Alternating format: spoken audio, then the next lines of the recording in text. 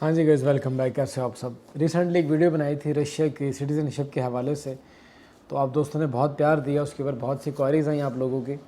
तो उसी हवाले से आज की अगली वीडियो भी बनाने जा रहे हैं कि रशिया के अंदर अगर आप आते हो तो यहाँ पे आपने काम क्या करना है, जॉब्स कौन सी अवेलेबल है, सैलरी कितनी है, सर्वाइव कैसे करना है आपने, क्या यहाँ पे कोई मुश्किलात आपको कौन कौन सी फेस करनी पड़ सकती हैं। तो देखिए गाइज़, हर कंट्री के अंदर यूरोप में अपनी अपनी करेंसी चलती है जो मेजॉरिटी कंट्रीज़ हैं। शेंजन के अंदर भी बहुत ऐसी कंट्रीज़ हैं जो स्टिल अपनी पुरानी करेंसी को लेके चल रही हैं। यूरो भी एक्सेप्टेबल होता है लेकिन उन कंट्रीज़ की अपनी भी करेंसी होती है। इसी तरीके से रशिया में भी, रशिया वैसे यूरोपीय यूनियन का पार्ट तो नहीं है लेकिन रशिया में अपनी करेंसी चलती है जिसको रूबल कहते हैं। अब अगर आप रशिया जा रहे हो तो सबसे पहली बात तो ये है कि आपको जो पेमेंट मिलेगी वो रूबल में मिलेगी। बहुत से लोगों को ये क्वारीज आ रही थी, कमेंट सेक्शन में भी क्वेश्चन आ रहे थे कि सर हम रशिया में कितने यूरो कमा सकते हैं, कितने डॉलर्स कमा सकते हैं। रशिया में ना ही यूरो चलते हैं ना ही डॉलर चलते हैं। रशिया में चलती है रूबल, जो कि आपको रूबल के अंदर वहाँ पे पेमेंट करेगी कंपनी जिसके साथ भी आप काम करोगे। अब रशिया के अंदर सर्वाइव करने के लिए यहाँ पे लोग कौन कौन से काम, यहाँ पे जो ज़्यादातर लोग काम करते हैं रशिया के अंदर, हमारी कम्युनिटी के जो लोग हैं, पाकिस्तान इंडियन कम्युनिटी के जो सबसे ज़्यादा वहाँ पे इस वक्त मौजूद हैं लोग, वो हैं स्टूडेंट्स। और स्टूडेंट्स नॉर्मली काम करते हैं स्टूडेंट एजेंसीज़ के थ्रू।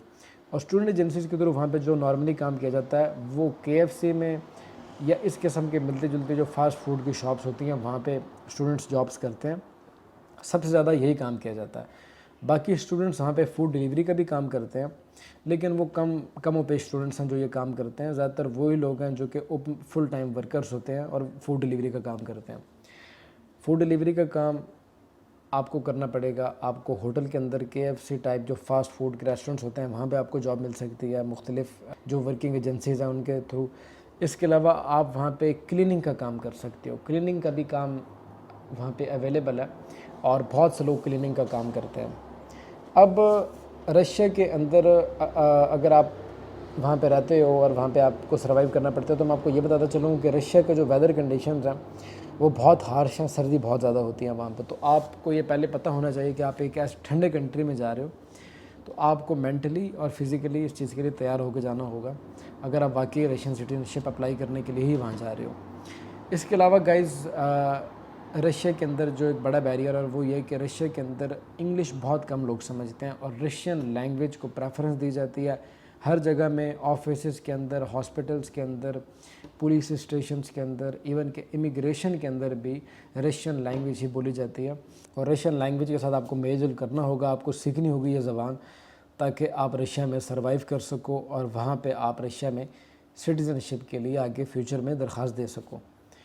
अब रशिया के अंदर आने के लिए इंटरेस्टेड तो बहुत से लोग हैं, बहुत से लोगों ने पहले भी ट्राई की। काफ़ी सारे भाइयों के पास हमारे रशियन पासपोर्ट्स भी हैं लेकिन फिर भी गाइस काफ़ी हद तक रशिया जो है वो अभी तक उसकी जो इमिग्रेशन पॉलिसी थी वो काफ़ी सख्त थी। और अगर ये कहा जाए कि रशिया एक ऐसा कंट्री है यूरोप में जिसके अंदर सबसे ज़्यादा यूरोप में डिपोर्टेशन होती है तो ये भी झूठ ना होगा। बहुत से लोग ऐसे हैं जो कि रशिया का वीज़ा लेके भी इवन जाते हैं रशिया में, विजिटर वीज़ा, टूरिस्ट वीज़ा, तो वहाँ इमिग्रेशन के ऊपर से ही उनको डिपोर्ट कर दिया जाता था। तो आप अगर रशिया जा रहे हो तो आपको प्रॉपर प्लानिंग के साथ जाना होगा कि रशिया की इमिग्रेशन, ठीक है उन्होंने एक सिटीजनशिप का लॉ पास कर दिया है, ओके, हर चीज़ है, लेकिन आपको मेंटली इस चीज़ के साथ आपको प्रिपेयर होना होगा कि रशिया के अंदर डिपोर्टेशन बहुत ज़्यादा होती है। आपको एयरपोर्ट क्लियर करके आगे जाना होगा। एयरपोर्ट क्लियरेंस हो जाती है जब आपकी, फिर कोई मसला नहीं रहता, लेकिन एयरपोर्ट क्लियरेंस बहुत ज़रूरी है। आपको प्रॉपर पता होना चाहिए कि आप रशिया क्यों जा रहे हो, आपका मोटिव क्या है, वो आपसे कौन कौन से सवाल करेंगे, तो ये इन चीज़ों का आपको पता होना चाहिए। दूसरा, सर्वाइव करने के लिए जो जॉब्स हैं वो बता दी हैं कि किस किस किस्म की जॉब्स यहाँ पे होती हैं। नॉर्मली लोग 2000 से 5000 रूबल के दरमियान इनकम कर लेते हैं। तो अगर आप रशिया आना चाहते हो तो आपको इन तमाम चीज़ों का इल्म होना बहुत ज़रूरी है, जानना आपके लिए बहुत ज़रूरी है। और ये कुछ कमेंट्स आ रहे थे, बस उसी के ऊपर एक छोटी सी वीडियो बनाई है रशिया के हवाले से। अगर वीडियो अच्छी लगी हो तो वीडियो को लाइक कीजिएगा। कोई भी क्वेश्चन हो रशिया के हवाले से या किसी और कंट्री के हवाले से तो आप कमेंट सेक्शन पे पूछ सकते हो। और इसी के साथ अब ज़िशान आसिम को दीजिएगा इजाज़त। मिलते हैं इसी तरीके की अगली वीडियो में, तब तक के लिए टेक केयर, अल्लाह हाफ़िज़।